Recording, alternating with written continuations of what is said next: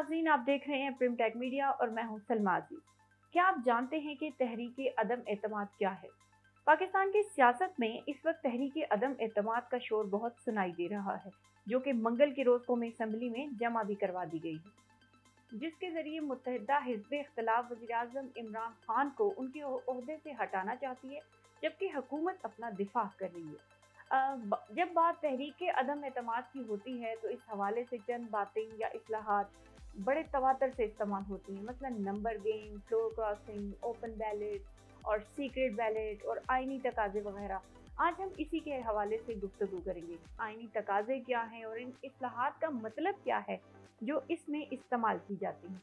पार्लिमानी जमहूरियतों में जैसी पाकिस्तान, भारत या बरतानिया वगैरह में है, जहाँ पार्टी की बुनियाद पर इंतखाबात होते हैं और जो पार्टी अपने ईवान ज़ेरी में, जैसे पाकिस्तान में कौमी असम्बली कहा जाता है, अरकान की अक्सरियत हासिल कर ले, वो अपना पार्लिमानी लीडर मुंतखब करती है जो वज़ीर आज़म कहलाता या कहलाती है।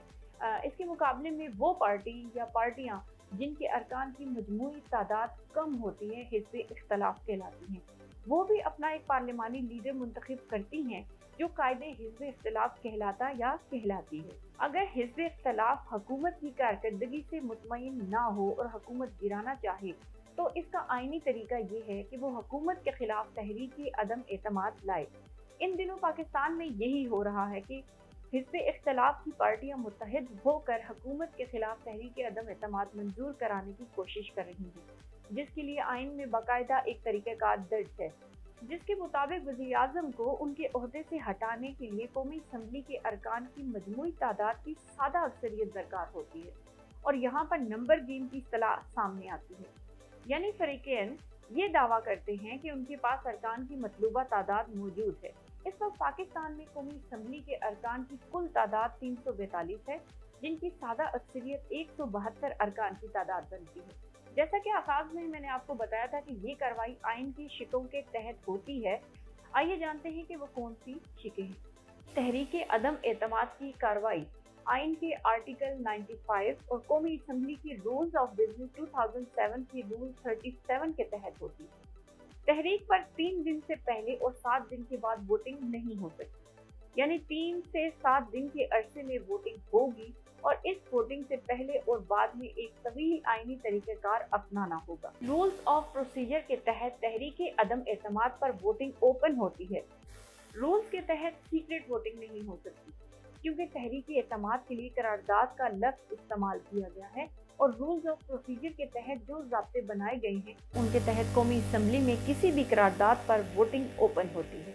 अब बात करते हैं फ्लोर क्रॉसिंग की। आमतौर पर फ्लोर क्रॉसिंग का ये मतलब दिया जाता है कि अगर एक पार्टी के टिकट पर मुंतखब होने वाला कौमी असम्बली का कोई रुकन अपनी पार्टी से मुस्तफी होकर किसी दूसरी पार्टी में शामिल हो जाए तो वो नाअहल हो जाएगा, यानी असम्बली की इसकी ये रुकनीत खत्म हो जाएगी। आइन की दिफात 62 और 63 और इनकी बात ज़ेली दिफात के तहत अगर कोई रुकन असम्बली, वज़ीर आज़म या किसी सूबे में वज़ीर आला के इंतखाब या उनके खिलाफ तहरीक अदम एतमाद या तहरीक एतमाद और आईनी तरामीम के सिलसिले में अपनी पार्लिमानी पार्टी के फैसले के खिलाफ वोट दे, वोटिंग में हिस्सा ना ले या वोटिंग के दौरान ऐवान से गायब रहे, तब भी वो नाअहल हो जाएगा और इसकी रुकनीत भी खत्म हो जाएगी। लेकिन इस सिलसिले में एक दिलचस्प बात यह है कि अपनी पार्टी के फैसले के खिलाफ वोट देने की पादाश में उसकी रुकनीत तो खत्म हो जाएगी, लेकिन जो वोट उसने दिया है उसे दुरुस्त माना जाएगा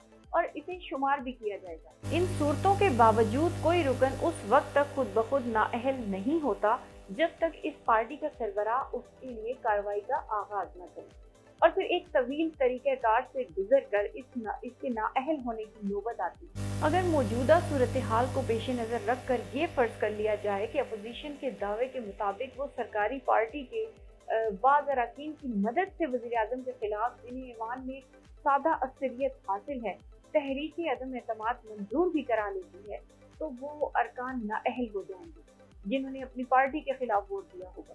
अपोजिशन की अक्सरियत फिर अक़लियत में बदल जाएगी, तो वो अपना नया वज़ीर आज़म कैसे मुंतखब करा सकते हैं। इस सूरत हाल में आम तौर से हुकूमती पार्टी जिसे तहरीक अदम एतमाद का सामना होता है, वो ये तरीका इख्तियार करती है कि अपने अरकान को ऐवान से बाहर रखती है और अंदर नहीं आने देती। ताकि ना वो अंदर आएंगे और ना ही फ्लोर क्रॉस होगा, ना मतलूबा अरकान की तादाद पूरी हो सकेगी और नतीजतन तहरीक नाकाम हो जाएगी।